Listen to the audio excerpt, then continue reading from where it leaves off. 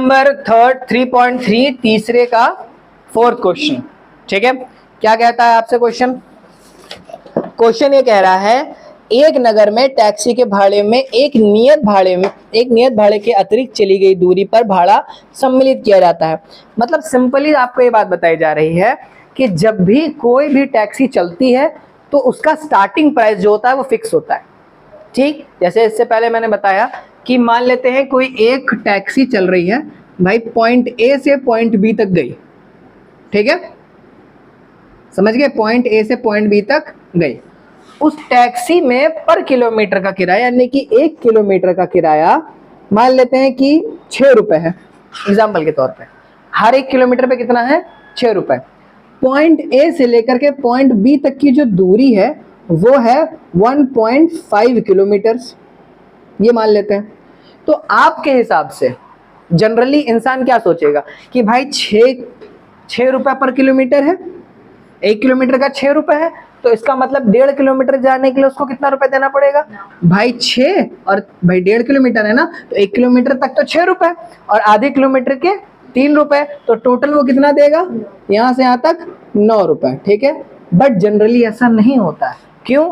क्योंकि एक दाम फिक्स किया जाता है कि मान लेते हैं कि स्टार्टिंग प्राइस जो है ए से, जब वो निकला, कोई भी टैक्सी जब ए से निकल गई तो चाहे यहां तक आए, चाहे इतनी दूरी तय करे, इतनी दूरी तय करे या इतनी दूरी तय करे, उसको स्टार्ट करते ही टैक्सी के उसको 28 रुपए देने होंगे।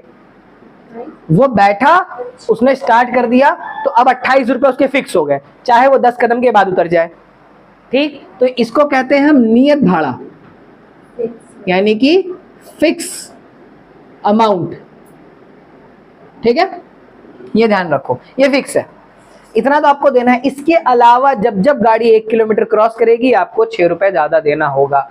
ठीक, तो अब आपको कितना चल रहा है? 1.5 किलोमीटर, समझ गए? तो 6 28 रुपए तो ये हो गया, और प्लस 9 रुपए, तो कितना होगा टोटल? अब आपको कितना देना था? 37 रुपीज। ठीक है, ए से बी तक जाने के लिए आपको कितना देना होगा? 37 रुपीज। समझ गए ये बात? तो जो नियत भाड़ा होता है वो फिक्स होता है। तो इस सवाल में ये कहा जा रहा है कि नियत भाड़ा है और पर किलोमीटर इतना रुपए लग रहा है, तो बताओ 25 किलोमीटर जाने का चार्ज कितना होगा? सवाल में ये बताया जा रहा है। ठीक है, तो हम लोग इसको सॉल्व करते हैं। सबसे पहले लिख लेते हैं क्वेश्चन के अंदर,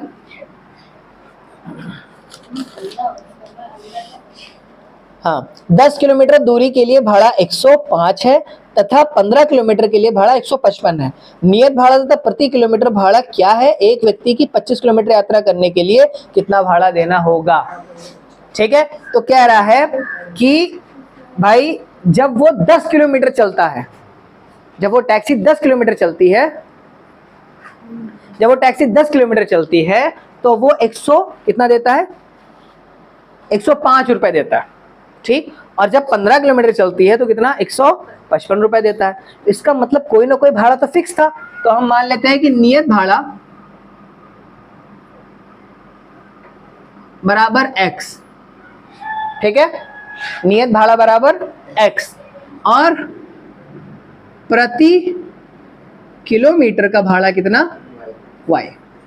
ठीक है, तो सबसे पहले तो x प्लस कितने किलोमीटर चला?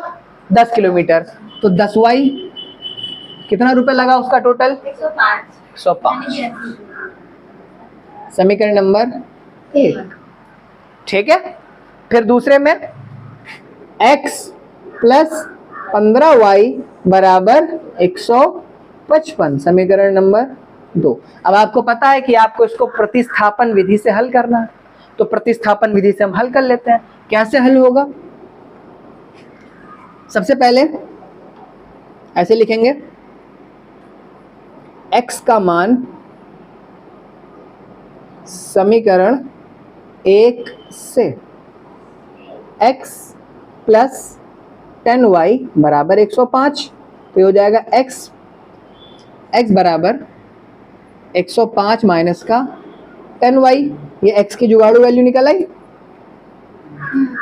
ठीक है, अब हम लिखेंगे x का मान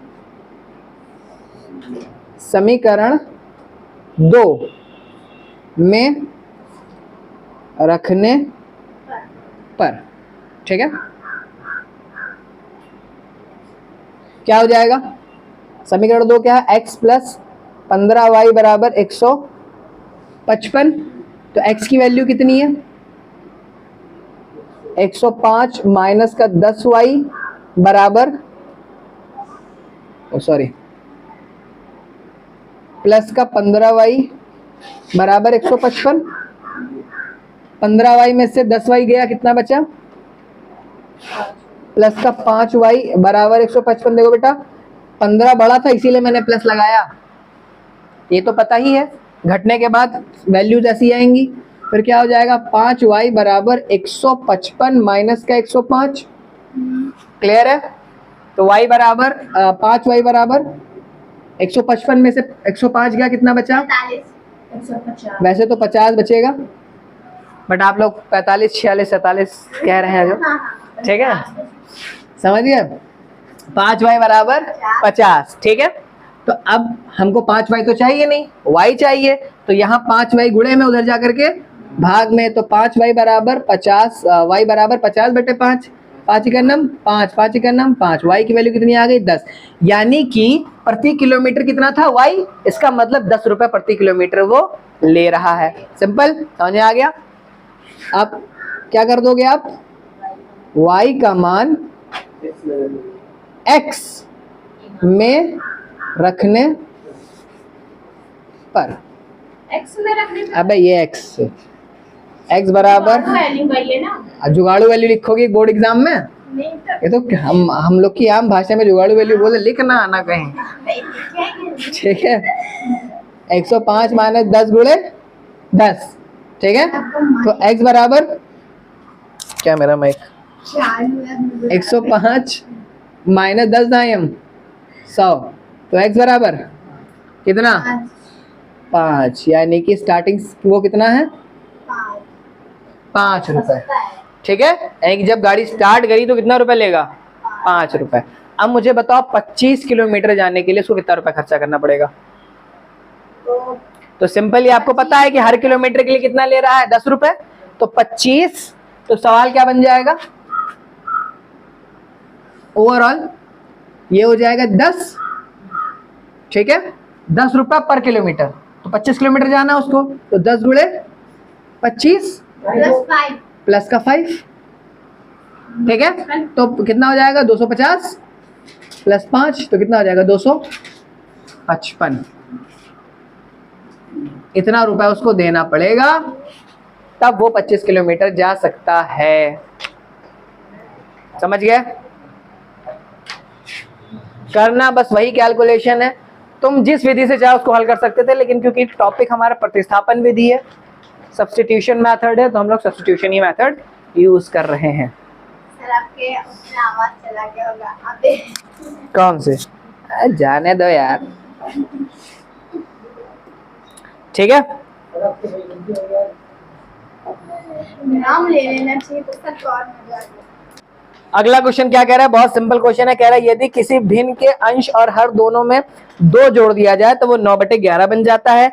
यदि अंश और हर दोनों में 3 जोड़ दिया जाए तो 5/6 बन जाता है। तो अंश और हर बताइए, तो हम लिख देंगे, माना अंश बराबर अंश बराबर x और हर बराबर y। तो अंश और हर को हम लिखते कैसे हैं? अंश और हर का ऐसे तो लिखते हैं x बटे y।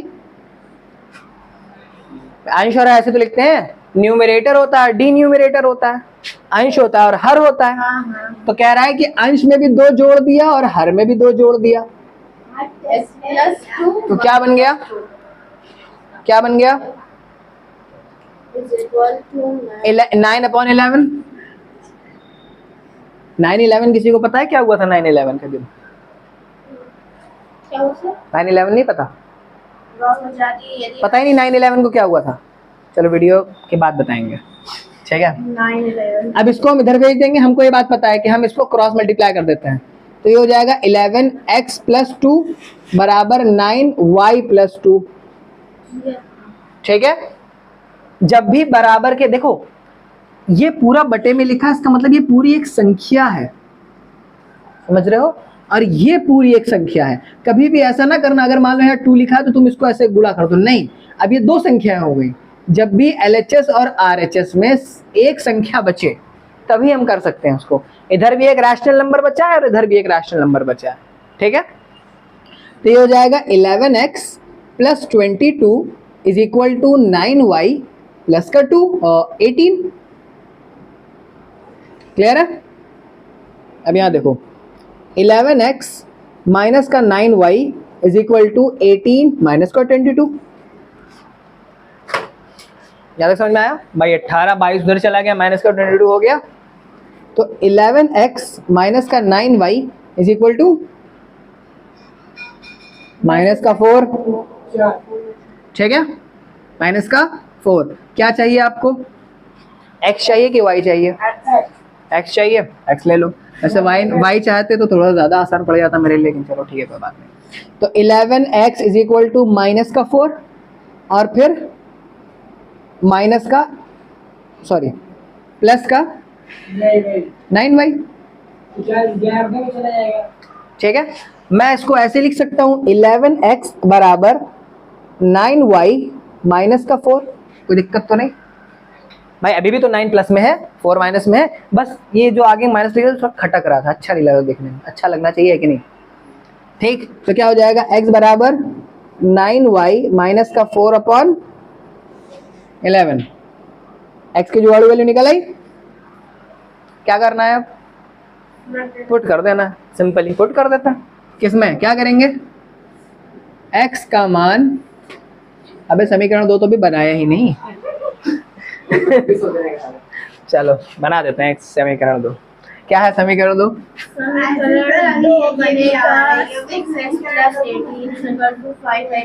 x, हाँ, क्या है? 6x plus 18। सोल्यूशन देख के हमको ना बताओ क्या करना है हमको। 5/6 आंसर देख के हमको बता रही हैं। 6x प्लस का 18 is equal to 5y plus का 15, यही तो लिखा है। वाह फलक। 6x 16 नहीं है, 18 है। क्षेत्रीय 18, बस ये लिखा है। 6x माइनस का 5y इज इक्वल टू, कौन कौन इस बात से सहमत है कि मैंने इसको डायरेक्ट -3 लिख दिया? क्या 18 में से 15 गया और ये, क्योंकि 18 प्लस का था, उधर जाकर के माइनस का हो गया। ठीक है, हम कुछ सब जानबूझ के छोड़ देते हैं ताकि आप लोग थोड़ा दिमाग लगा लें। ठीक है, 18 उधर चला जाएगा तो माइनस का हो जाएगा भाई। 15 प्लस का है, 18 माइनस का है। 15 में से 18 में से 15 गया 3, क्योंकि 18 बड़ा है उसके पास माइनस है, इसीलिए आंसर भी माइनस का आया, माइनस का 3। ठीक है, ये क्या हो गया? समीकरण नंबर 2। ठीक, अब क्या कर देंगे? x का मान समीकरण 2 जो हमने अभी भी बनाया है में रखने पर 6x माइनस का 5y is equal to minus का 3। ठीक है,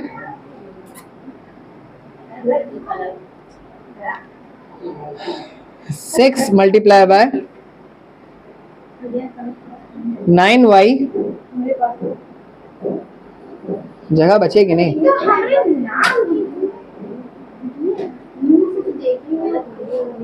54y माइनस का 24 अपॉन 11 माइनस का 5y is equal to minus का 3। ठीक है, ये समझ में आया कैसे क्या किया? 54y 624 माइनस का 5y माइनस का 3। हाँ, अब क्या करेंगे हम भाई? यहाँ भी तो क्रॉस मल्टीप्लाई करना पड़ेगा।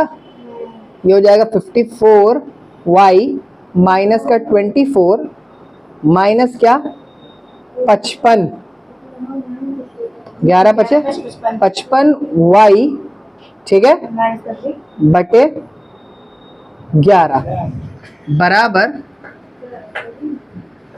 माइनस का 3। ठीक है, अच्छा ये अब 11 उधर चला जाएगा तो क्या बन जाएगा? यहाँ देखो 54y माइनस का 55y माइनस का 24 बराबर, जगह बची है नहीं, 54y माइनस का 55y, कितना बचेगा यहाँ पे? माइनस का y, क्योंकि देखो 54 में से भाई 54 में से जाएगा तो माइनस का y तो बचेगा, तो मैं डायरेक्ट लिख दे रहा हूँ, जगह नहीं है। माइनस का y माइनस का 24 इज इक्वल टू माइनस का 33। ठीक है, यहां से मैंने माइनस कॉमन उठा लिया, तो क्या बचा? माइनस y प्लस का 24 इज इक्वल टू माइनस का 33।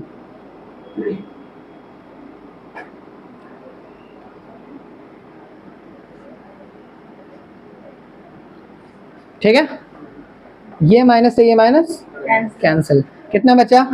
y plus 24 is equal to 33, तो y is equal to minus का 24 तो y is equal to plus का 33, y is equal to plus का कितना? 9।